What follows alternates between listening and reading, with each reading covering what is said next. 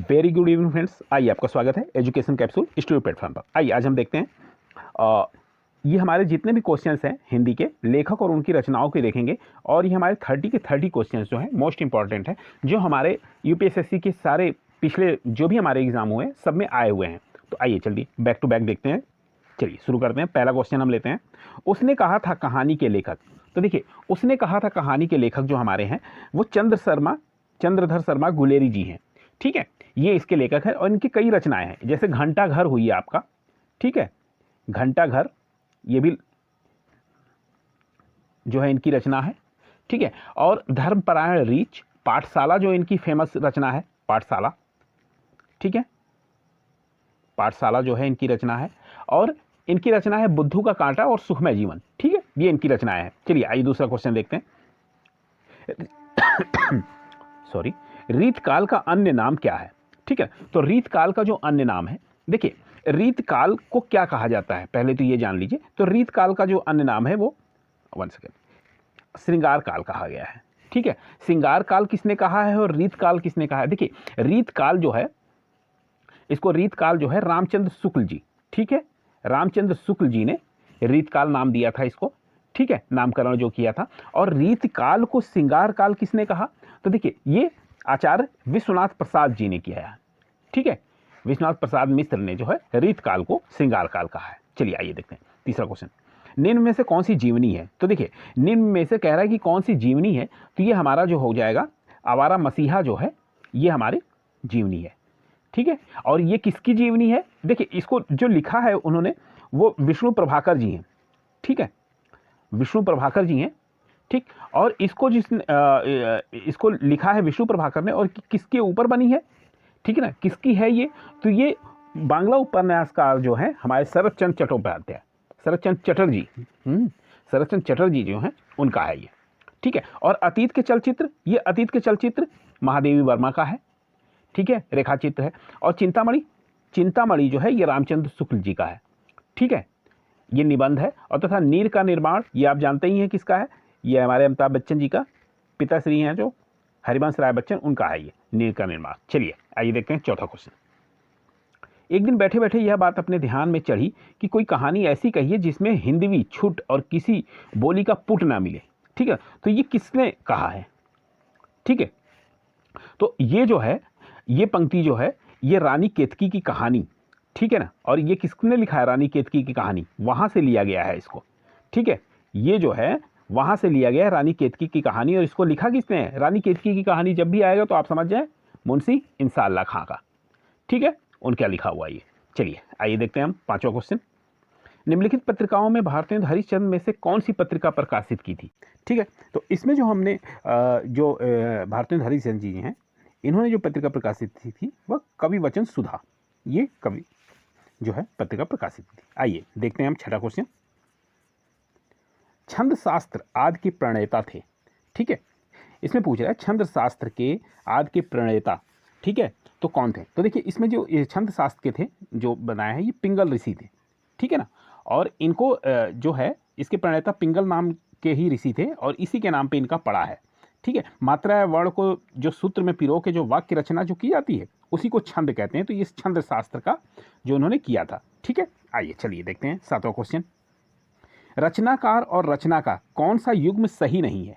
ठीक है, तो देखिए इसमें कौन सा युग्म जो है वो सही नहीं है ये हमें बताना है। तो देखिए तुलसीदास रामचरितमानस इन्होंने लिखी है, ये एकदम सही है। हमें खोजना है कौन सा सही नहीं है। ठीक है, और जायसी ने पद्मावत लिखी है, बिल्कुल सही है। हाँ, और ये कुतुबन जो है ये मिर्गावत नहीं है एक्चुअल, ये इनका जो है कुतुबन जी का है वो मृगावत है। ठीक है,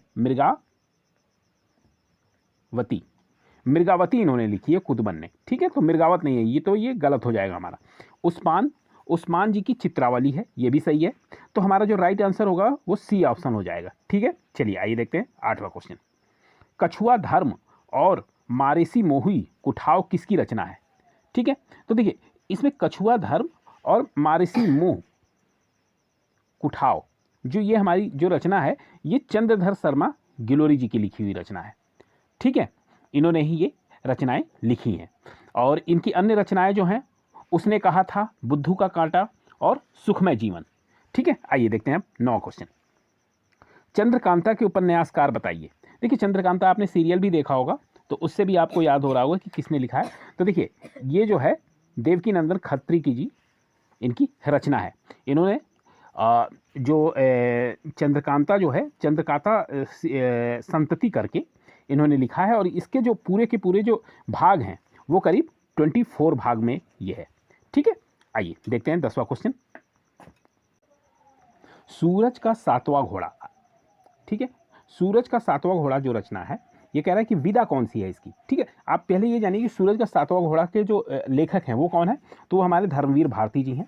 ठीक है, धर्मवीर भारती जी हैं, ये इनका उपन्यास है ये लिखा हुआ, तो ये हमारा क्या है, ये उपन्यास हो जाएगा सूरज का 7वां घोड़ा।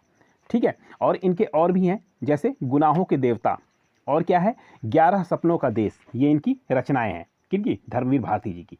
ठीक है, चलिए आइए देखते हैं 11वां क्वेश्चन। गोदान के रचयिता हैं, गोदान के रचयिता आप जानते ही होंगे, मुंशी प्रेमचंद जी हैं गोदान के रचयिता। ठीक है, आइए अब आगे देखते हैं हम।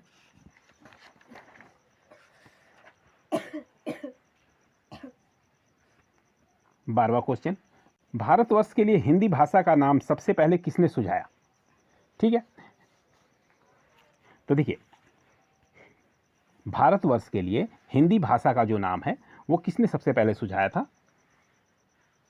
तो ये जो सबसे पहले जो सुझाया गया था, ये सुझाया गया था राजा राम मोहन राय द्वारा। ठीक है, तो ये हमारा ऑप्शन डी सही हो जाएगा। आइए देखते हैं 13वां क्वेश्चन। भारतेंद्र हरिश्चंद्र का कौन सा नाटक बांग्ला भाषा से अनुदित है। ठीक है, तो देखिए इसमें जो हमारा राइट आंसर हो जाएगा, ये हमारा हो जाएगा विद्या सुंदर।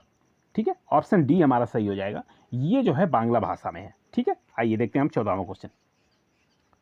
मुगल बादशाह शाहजहां ने किस कवि को महाकवि राय की उपाधि दी। ठीक है, तो देखिए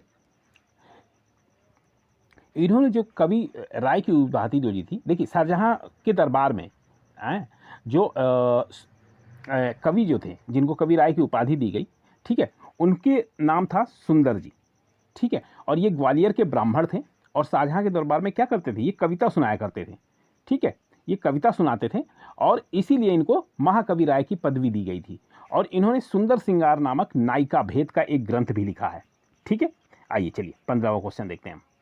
निम्नलिखित में से कौन सा ज्ञानाश्रयी शाखा के कवि हैं, ज्ञानाश्रयी शाखा के कवि हैं।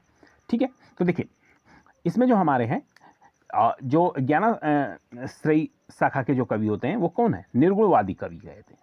तो निर्गुणवादी कवि कौन है, आप समझे, तो निर्गुणवादी कवि हमारे कौन है, कबीरदास जी हैं। तो बस यहाँ पे ये आंसर सही हो जाएगा हमारा बी। ठीक है, आइए देखते हैं 16वां क्वेश्चन। जयचंद्र प्रकाश नामक महाकाव्य के लेखक। देखिए जयचंद्र प्रकाश नामक के लेखक, इसके जो महाकाव्य है इसके लेखक जो हमारे हैं भट्ट केदार जी हैं। ठीक है, और चंद्रप्रदायी जी ने किसकी रचना की थी, इन्होंने की थी पृथ्वीराज रासो की रचना। ठीक है, चलिए आइए देखते हैं 17वां क्वेश्चन। हिंदी भाषा का प्रथम प्रमाणिक ग्रंथ कौन सा है। ठीक है, तो प्रथम जो हमारा प्रमाणिक ग्रंथ है ये हमारा दिया हुआ है चंद्रप्रदायी जी द्वारा लिखा हुआ है। और कौन सा लिखा है उन्होंने, चंद्रप्रदायी जी ने, तो उन्होंने जो लिखा वो पृथ्वीराज रासो लिखा है। ठीक है, अभी पिछले क्वेश्चन में हमने बताया भी। चलिए आइए देखते हैं 18वां क्वेश्चन। हिंदी का प्रथम मौलिक उपन्यास कौन सा है। देखिए हिंदी का प्रथम जो मौलिक उपन्यास है हमारा वो कौन सा है, परीक्षा गुरु है।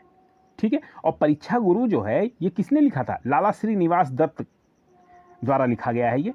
ठीक है, चलिए आइए देखते हैं 19वां क्वेश्चन। नागरी प्रचारणी सभा की स्थापना किस युग में हुई थी। तो देखिए नागरी प्रचारणी सभा की स्थापना की जो हुआ था वो भारतेंद्र युग में हुआ था। ठीक है, भारतेंद्र युग में, और ये किस सन को हुआ था, इसकी स्थापना 1800 कितने में 93 में हुई थी। ठीक है, ये भी इंपॉर्टेंट है। चलिए आइए देखते हैं हम 20वां क्वेश्चन। हिंदी साहित्य की भूमिका के लेखक कौन है। ठीक है, हिंदी साहित्य की भूमिका के लेखक कौन है, तो देखिए हमारे जो इसके लेखक हो जाएंगे ये हमारे हजारी प्रसाद द्विवेदी जी हो जाएंगे। इन्होंने ही हिंदी साहित्य की भूमिका इसका लेखन किया था। ठीक है, आइए देखें 21वां क्वेश्चन। महावीर प्रसाद द्विवेदी का जन्मकाल, जीवन काल क्या है। तो ठीक है, ये मतलब जीवन काल मतलब कब ये पैदा हुए और कब इनकी मृत्यु हुई। तो ठीक है, तो देखिए महावीर प्रसाद जी के जो हैं 1864 में, ठीक है, 1864 में इनका जन्म हुआ और इनकी जो मृत्यु हुई वो 1900 कितने में हुई, 38 में हुई, ठीक है। तो ये हमारा जो है आंसर ये सही हो जाएगा, पहला ऑप्शन। आइए देखते हैं 22वां क्वेश्चन।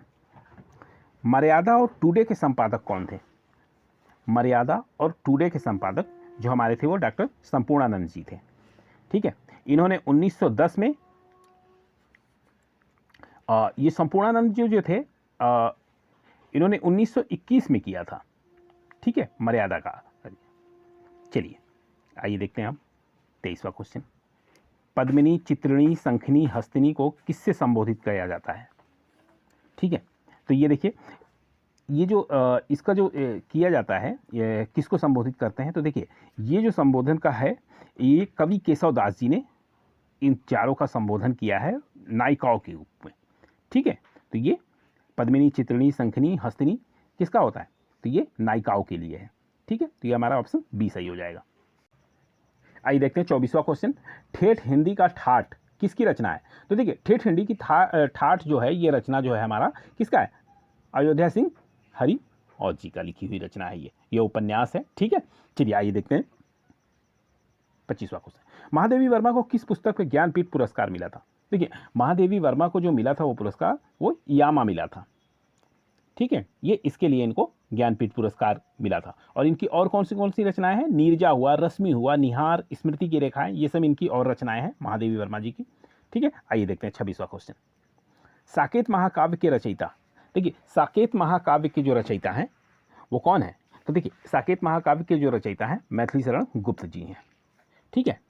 और ये महाकाव्य है, साकेत जो है महाकाव्य है। और इन्होंने और भी कई रचनाएं लिखी जैसे कामायनी, उर्वशी, आंसू, झरना, लहर आदि इनकी रचनाएं हैं, ठीक है। चलिए आइए देखते हैं 27वां क्वेश्चन। द्विवेदी युगीन रचना जय भारत के रचनाकार, देखिए द्विवेदी युगीन रचना जय भारत के रचनाकार जो है वो कौन है? हमारे मैथिली शरण गुप्त जी हैं, ठीक है। और मैथिली शरण गुप्त की और भी रचनाएं हैं जैसे पंचवटी हुई, साकेत हुआ, जयद्रथ वध हुआ, यशोधरा, भारत भारती, ये किसकी रचनाएं हैं? ये हमारे मैथिली शरण गुप्त जी की हैं। चलिए आइए देखते हैं 30वां क्वेश्चन। कबीर ने समाज सुधार के अंतर्गत किसका उपदेश नहीं दिया? तो देखिए, इसमें मूर्ति पूजा का विरोध जो है उन्होंने किया था, जाति प्रथा का खंडन ये नहीं किया था उन्होंने, ठीक है।